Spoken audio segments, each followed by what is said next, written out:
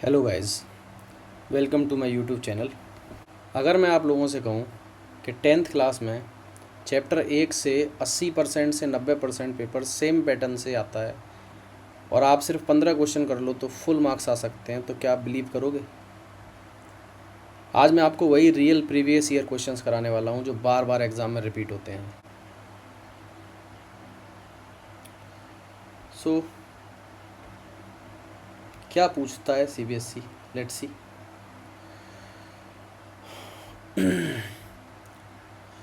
सबसे पहला क्वेश्चन है, the decimal expansion of rational number 43 upon 2 की पावर 4 5 की पावर 3। इसका डेसिमल एक्सपेंशन पूछा है।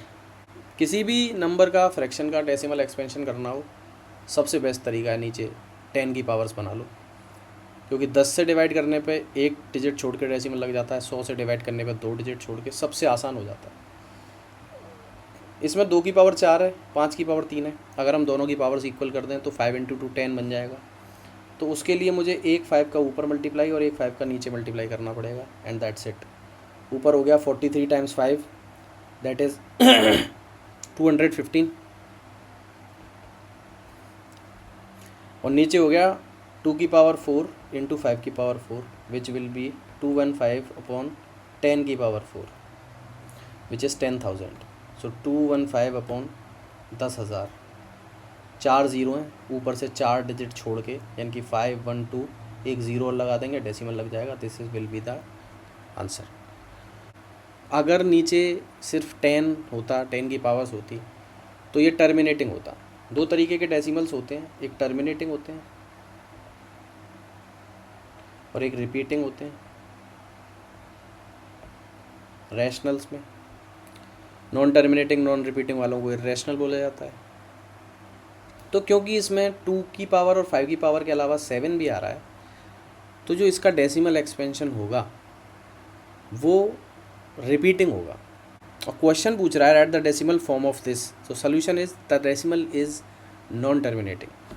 क्योंकि जो डेसिमल होगा उसके बाद नंबर ऑफ डिजिट्स फाइनाइट नहीं होंगी, वो रिपीट होंगी, तो इसका नॉन टर्मिनेटिंग डेसिमल एक्सपेंशन हो जाएगा। ये एक तरीके का क्वेश्चन आता है, ठीक है।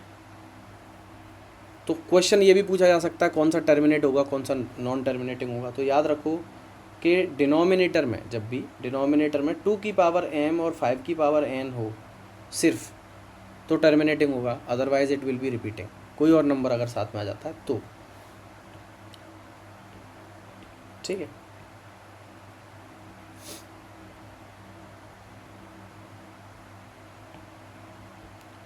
Second question, find the largest number that will divide 398 436 and 542। 398 436 and 542, leaving reminder 7 11 15। Reminder आ रहा है 7 11 एंड 15। क्वेश्चन कह रहा है लार्जेस्ट नंबर कौन सा है जो इन तीनों को डिवाइड कर सकता है, 7 11 और 15 रिमाइंडर छोड़ेगा, कंप्लीटली डिवाइड नहीं कर पाएगा। कौन सा ऐसा सबसे बड़ा नंबर है जो इसको भी डिवाइड कर सकता है, इसको भी डिवाइड कर सकता है और इसको भी डिवाइड कर सकता है, और पहले को डिवाइड करके 7 रिमाइंडर आना चाहिए, दूसरे को डिवाइड करके 11 और तीसरे को डिवाइड करके 15 रिमाइंडर आना चाहिए। ऐसा नंबर ढूंढना है सबसे बड़ा। किसी प्रीवियस लेक्चर में मैंने ये बताया था कि HCF वो नंबर होता है जो गिवन नंबर्स को डिवाइड कर सकता है, और LCM वो नंबर होता है जिसको ये डिवाइड कर सकते हैं। तो हमसे क्वेश्चन पूछा गया है कि लार्जेस्ट नंबर कौन सा है जो इनको डिवाइड कर सकता है, तो जो भी नंबर इनको डिवाइड कर पाएगा वो ultimately will be the HCF, ठीक है ना। तो हम करें क्या, तो हम पहले रिमाइंडर्स को माइनस कर लेते हैं, ठीक है, सब में से। जैसे 398 में से 7 माइनस कर दिया, 436 में से 11 माइनस कर दिया, एंड 542 में से 15 को माइनस कर दिया, तो ये 391 आ गया, 425 आ गया। तो जो भी नंबर है, जो हमारा रिक्वायर्ड नंबर है, वो इन तीनों का HCF होगा, ठीक है। तो इन तीनों का HCF निकाल लेते हैं। जो भी इन तीनों का HCF होगा वो HCF ऐसे निकाल सकते हैं 391 425 527 मतलब 500 5 से 5 8 जा 40 5 5 25 5 1 जा 5 5 7 35 17 एकम 17 17 आ रहा है ना इसमें, तो 17 से ये भी हो जाएगा 17 दूनी 34 17 3 51 23 23 और 17 से ये भी हो जाएगा, तो 17 3 जा 51 17 1 और 31, सो 17 is the HCF। So HCF जो कॉमन आ रहा है वो 17 आ रहा है। ठीक है, एक चीज़ और बता देता हूँ मैं। कभी कभी क्या होता है कि कई बार बच्चों को बहुत दिक्कत आती है जब इस तरीके के नंबर्स आ जाते हैं, जैसे 391 आ गया, 425 आ गया, 527 आ गया, इस तरीके के नंबर्स को डिवाइड करने में प्रॉब्लम आती है। तो वो कैसे करें, कैसे पता करें? तो देखो एक चीज़ समझ लो, ये इसके नज़दीक ना, इस जैसे 391 को डिवाइड करना है तो 391 के नज़दीक ना एक नंबर का किसी का परफेक्ट स्क्वायर ढूंढो, कोई भी नंबर का परफेक्ट स्क्वायर ढूंढो।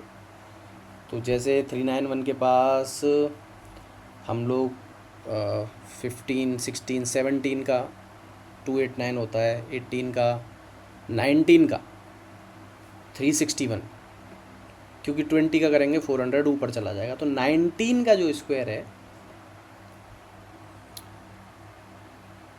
19 का जो स्क्वायर है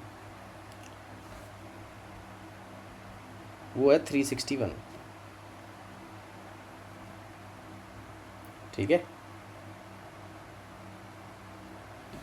अब 19 का स्क्वायर 361 है, तो 19 से नीचे जितने प्राइम नंबर हैं 2 3 5 7 11 13 17, इन सब में से किसी न किसी से डिवाइड हो जाएगा।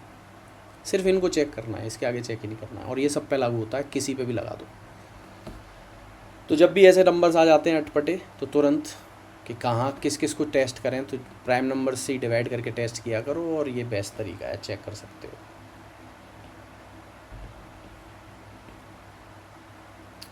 आगे बढ़ते हैं।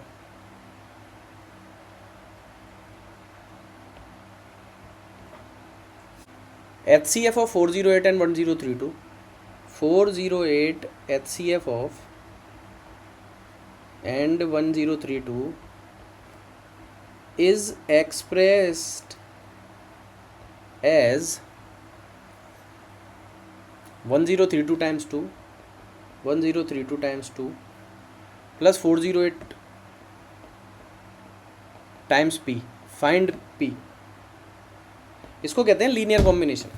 ये जो हो रहा है this is called linear combination, कि हम किसी HCF को लीनियर कॉम्बिनेशन में कैसे शो कर सकते हैं। ठीक है ना, ये दोनों नंबर्स के मल्टीपल के रूप में किस तरीके से शो किया जा सकता है। अब इस क्वेश्चन को करने के आसान तरीके भी हैं, पूरा एक प्रोसीजर भी है। सबसे आसान तरीका ये है, HCF निकाल लो और फिर उसके लिए सॉल्व कर लो। फॉर एग्जांपल सबसे इजी तरीका क्या है इसका, 408 और 1032 का HCF निकाल लो। 408 और 1032, so 2 102 51 317 17 1 2 5 1 6 2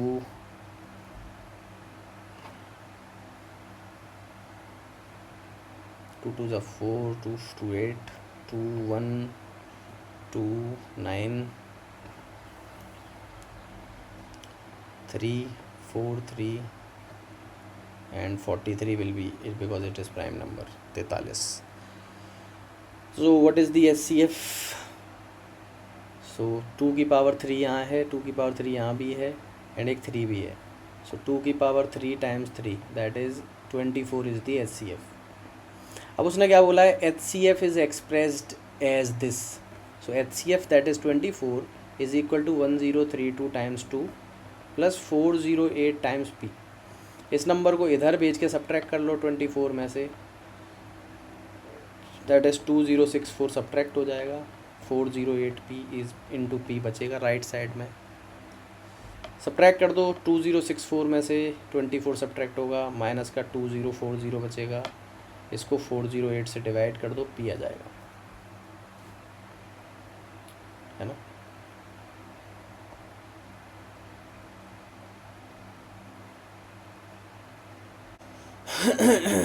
this question is based on this property HCF into LCM is equal to product of the two numbers. अब ये क्वेश्चन कह रहा है HCF LCM 9 और 459 है, HCF है 9 और LCM है 459, और एक नंबर जो है 27 है, दूसरा क्या होगा। तो कुछ नहीं करना है, बस 27 से डिवाइड करना है। तो B is equal to 9 into 459 upon 27, 9 3 से 27 है और 3 से काट दो तो 153 आ गया आंसर।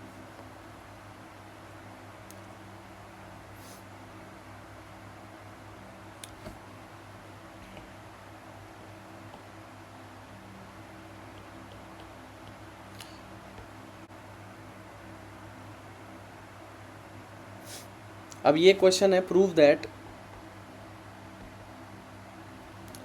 2 + 3√5 is irrational.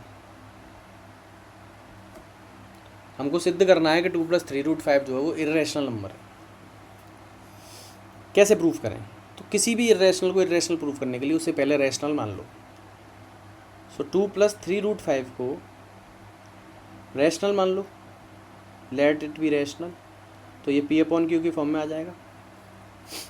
2 को उस तरफ शिफ्ट कर दो तो 3√5 is equal to P/Q - 2, √5 is equal to P/Q - 2 और 1/3। So this is √5 is equal to 1/3 P/Q - 2। हमने इसको P/Q की फॉर्म में माना था, जहाँ पे P और Q का जो HCF था वो एक था और P और Q दोनों रैशनल नंबर्स थे। P/Q पूरा एक रैशनल नंबर था। अब ये एक कॉन्ट्राडिक्शन है, क्योंकि लेफ़्ट साइड में इरेशनल नंबर है और राइट साइड में कोई एक रैशनल चीज़ है, जो कि हो नहीं सकता।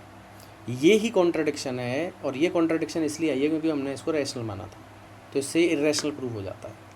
देखो, इरेशनल प्रूव करने वाले जितने भी क्वेश्चंस होते हैं उसमें सबसे बेसिक क्वेश्चन होता है सिंपल √2, √3, √5 को इरेशनल प्रूव करना। उनको एक प्रोसीजर से प्रूव किया जाता है, बाकी जितने भी होते हैं उनको इसी मेथड से प्रूव कर सकते हैं। उनको कैसे किया जाता है वो मैंने लेक्चर 1 में डाला हुआ है। चैप्टर 1 का लेक्चर 1 जो है उसके लास्ट में जो क्वेश्चन मैंने सॉल्व किया है उसमें मैंने शो दिखाया है कि आखिर √2, √3, √5 को किस तरीके से रैशनल प्रूफ किया जाता है। बाकी कोई क्वेश्चन आ जाता है, जैसे एक और एग्जाम्पल ले लेते हैं।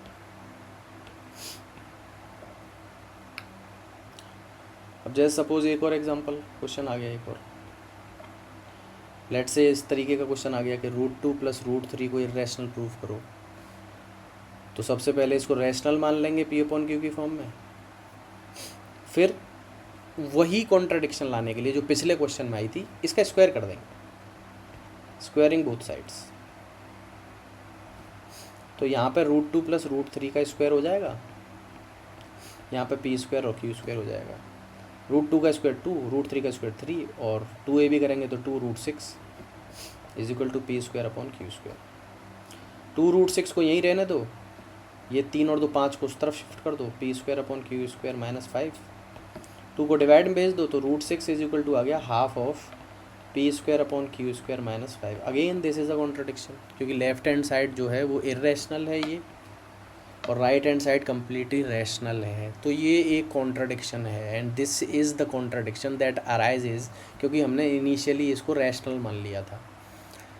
रैशनल ना मानते, रैशनल्स वाले सारे नियम लगाते चले जा रहे हैं, रैशनल मान के रैशनल के सारे नियम लगा रहे हैं, तो नियम तो फेल होने तय हैं क्योंकि गलत लगा रहे हैं, तो इसलिए ये इरेशनल प्रूव हो जाता है।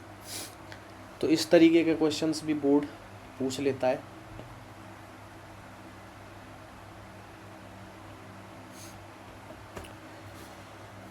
और किस तरीके के क्वेश्चंस आते हैं? सिंपल क्वेश्चन भी आ सकता है, जैसे 3√7 को पूछ लिया। 3√7 को तो बहुत सिंपल डायरेक्ट हो जाता है कि इसको P/Q की फॉर्म में मान लो, 3 को डिवाइड में भेज दो, डायरेक्ट एक स्टेप में कॉन्ट्रडिक्शन आ जाएगी, ठीक है।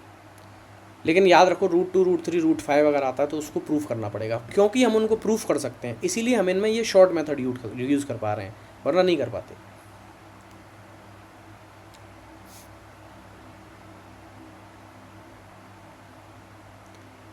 अब एक क्वेश्चन है 17 × 5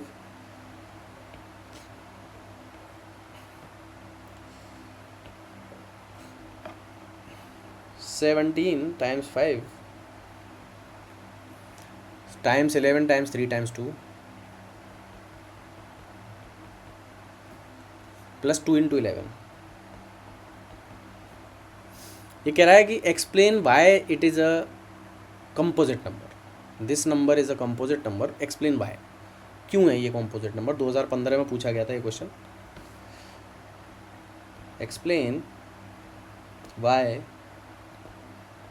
it is a composite number, ये क्यों है कंपोजिट नंबर। तो कैसे प्रूफ करें, तो हमको इस पूरे नंबर को as product of numbers show करना पड़ेगा, क्योंकि कंपोजिट नंबर्स में उस नंबर और 1 को छोड़ के कोई और अदर फैक्टर नहीं होता है, प्राइम फैक्टर्स की बात कर रहा हूँ मैं। तो इसको कैसे शो करें, तो देखो ये 2 इंटू 11 है, बीच में प्लस है, और यहाँ पे भी देखो 2 इंटू 11 मौजूद है, तो 2 इंटू 11 आ जाएगा कॉमन।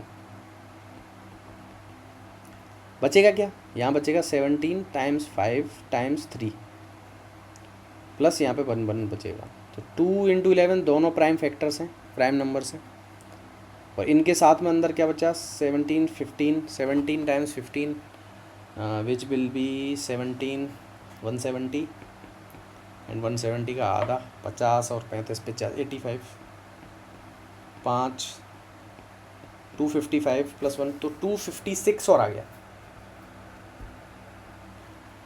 256। तो 2 टाइम्स 11 टाइम्स 256। अब एक प्राइम नंबर ये, एक प्राइम नंबर ये, और इसमें भी कई 256 इज़ एक्चुअली 2 की पावर 8, तो बहुत सारे 2 हैं इसमें मल्टीप्लिकेशन में, और फैक्टर्स की बात करी जाए तो कंपोजिट में तो कई बन जाएंगे। तो इसीलिए ये प्रूव हो जाता है कि this is not a prime number, it is a composite number.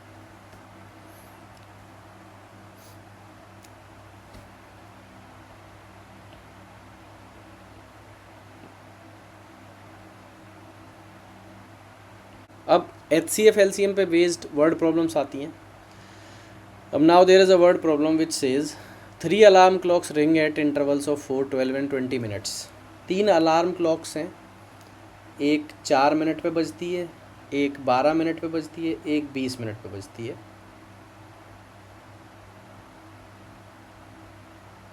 एक अलार्म क्लॉक है हर 4 मिनट बाद बजती है, 4 पे बजेगी, फिर 8 पे बजेगी, फिर 12 पे बजेगी, फिर 16 पे बजेगी, फिर 20 पे बजेगी। ठीक है, मतलब वो अभी शुरू होगी तो 4 मिनट बाद बजेगी, और फिर 4 मिनट बाद बजेगी। जो 12 वाली है वो 12 मिनट बाद बजेगी, और जो 20 वाली है वो 20 मिनट बाद बजेगी। ठीक है, अगर वो अभी स्टार्ट करी जाए,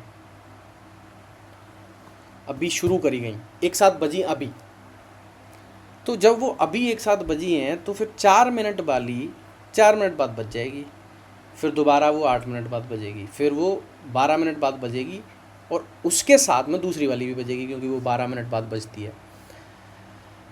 अब पहली वाली 12 पे भी बजेगी, दूसरी भी 12 पे बज जाएगी, यानी कि 7 बजी दोनों, लेकिन तीसरी नहीं बजेगी अभी। 16 मिनट के बाद पहली बजेगी, 20 मिनट के बाद पहली फिर से बजेगी, और 20 मिनट के बाद तीसरी भी बजेगी, लेकिन दूसरी नहीं बजेगी क्योंकि दूसरी 24 पे बजेगी। तो सभी के टेबल में, यानी कि 4 के 12 के और 20 के टेबल में जो सबसे पहला नंबर आ रहा होगा, यानी कि जो इन तीनों से डिवाइड हो जाएगा, क्योंकि इन तीनों के टेबल में आ रहा होगा, वो समय होगा जब ये तीनों एक साथ बजेंगी। तो 4 12 और 20 का जो LCM होगा, लीस्ट कॉमन मल्टीपल, यानी कि वो नंबर जिसको ये तीनों ही डिवाइड कर सकते हैं अलग अलग टाइम्स, वो समय है जब ये एक साथ बजेंगी। ये क्वेश्चन बोल रहा है। तो 4 मिनट 12 मिनट 20 मिनट 4 12 और 20 का LCM निकालना है हमको, तो जिसको बड़ी आसानी से ऐसे करके निकाला जा सकता है। सो 5 टाइम्स 3 टाइम्स 4 60। तो 60 मिनट के बाद ये सभी एक साथ बजेंगे। अब आपसे क्वेश्चंस कुछ और भी पूछा जा सकता है, वो पूछ सकता है आपसे कि 10 घंटे में कितनी बार बज जाएंगी। तो अगर ये साइमल्टेनियस की बात कर रहे हैं, एक साथ 10 घंटे में कितनी बार बज जाएंगी, 60 मिनट में ये सब एक साथ बजेंगी, तो फिर से 60 मिनट में एक साथ बजेंगी, और फिर से 60 मिनट में एक साथ बजेंगी। 60 मिनट मतलब 1 घंटा, तो 10 घंटे में 10 बार बज जाएंगी। ठीक है, इस तरीके का question.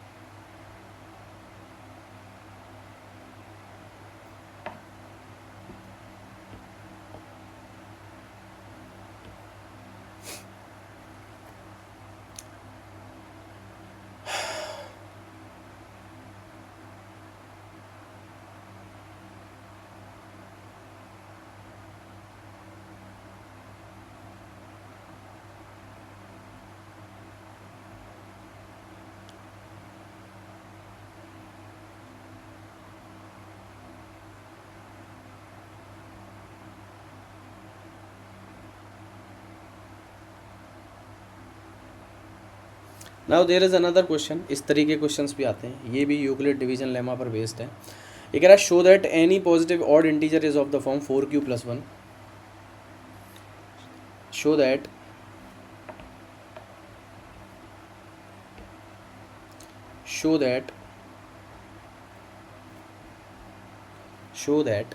any positive odd integer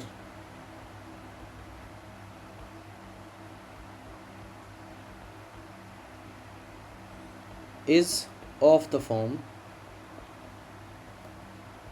4q+1 और 4q+3। ये शो करना है हमको कि कोई भी ऑड इंटीजर होगा वो या तो 4q+1 होगा या 4q+3 होगा। पिछले लेक्चर में यानी कि पहले लेक्चर में मैंने ये से बताया था, समझाया था कि जो यूक्लिड डिवीजन लेमा है वो क्या समझाती है। वो सारे इंटीजर्स को ग्रुप्स में बांटना समझाती है हमको कि अगर हम 2 के नज़रिए से देखें, 2 की डिविजिबिलिटी से देखें तो सारे इंटीजर्स 2 ग्रुप्स में बट जाते हैं। एक जो 2 से कम्प्लीटली डिवाइड होते हैं जिनको हम इवन बोलते हैं मैथ्स में, और जो नहीं होते हैं उनको ऑड बोलते हैं। ठीक है, 3 के अगर डिविजिबिलिटी से देखा जाए तो 3 के डिविजिबिलिटी के बेसिस पर 3 ग्रुप्स में डिवाइड हो जाते हैं, 3 से कम्प्लीटली डिवाइड होने वाले, 1 रिमाइंडर छोड़ने वाले और 2 रिमाइंडर छोड़ने वाले।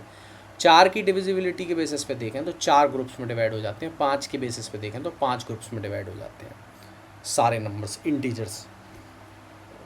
अब ये 4q+1 और 4q+3 कह रहा है कि कोई भी पॉजिटिव ऑड इंटीजर होगा तो 4q+1 4q+3 की फॉर्म में होगा। तो let's take a integer x। मैंने मान लिया कि लेट इंटीजर है, ये है ना ऑड है ना इवन है, x है। ठीक है, अब x इवन है या ऑड है या नहीं पता, लेकिन ये इतना पता है कि इंटीजर है, मान लिया है ऐसा। Let x be an integer and let q divides it.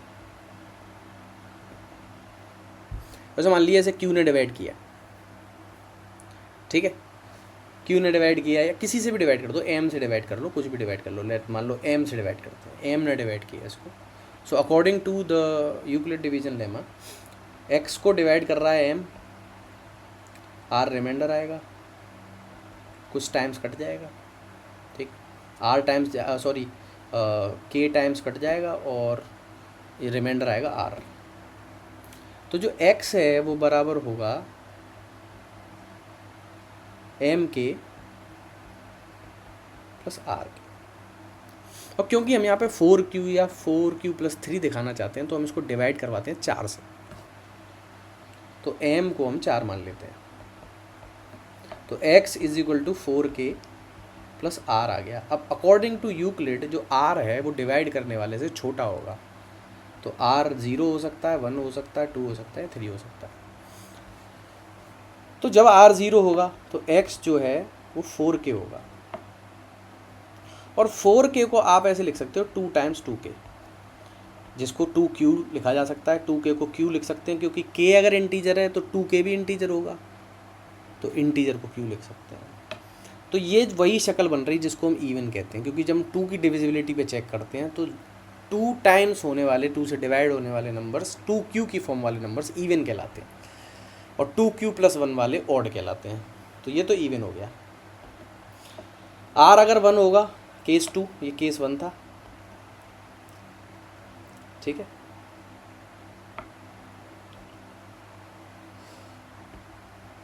तो r जब 1 होगा तो x हो जाएगा 4k+1, जिसको हम लिख सकते हैं 2 टाइम्स 2k+1, जिसको हम लिख सकते हैं 2q+1।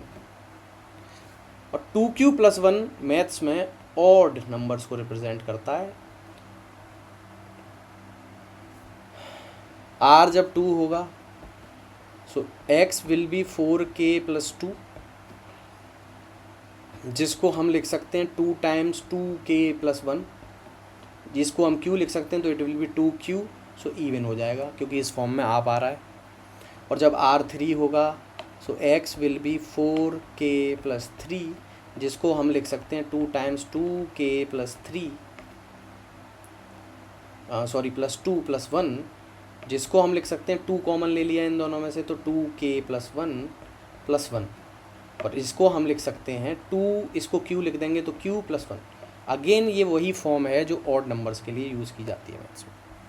तो हमने शो कर दिया कि 4q+1 जो फॉर्म है वो ऑड होती है, 4q+3 भी ऑड होती है। याद रखना, आपको ऑड प्रूफ करने के लिए, जब भी आप ऑड प्रूफ करना चाहते हो तो आपको 2q और 2q+1 की फॉर्म बना करके दिखानी पड़ेगी, वरना सही नहीं माना जाएगा।